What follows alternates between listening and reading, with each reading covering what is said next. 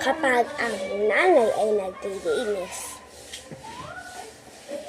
Gusto naman yung kalat. Hindi ba kayo naglilinis sa kawarto mo? Ang dumi-dumi. Ha?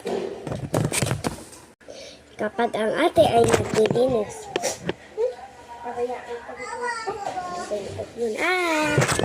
Tatay ay naglilinis. Lagay natin sa paradeng. Yup! Yup! Yup! Kapag ang bunso ay naglilinis.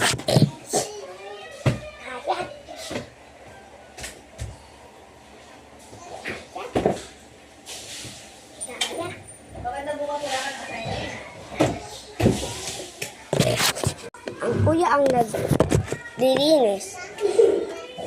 Kung pinapalinis na lang ng kuya. Huwag ko na lang linisin.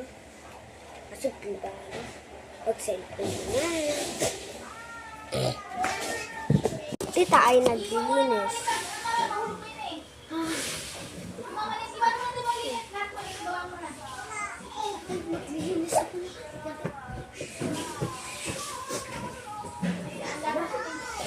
Ayos na.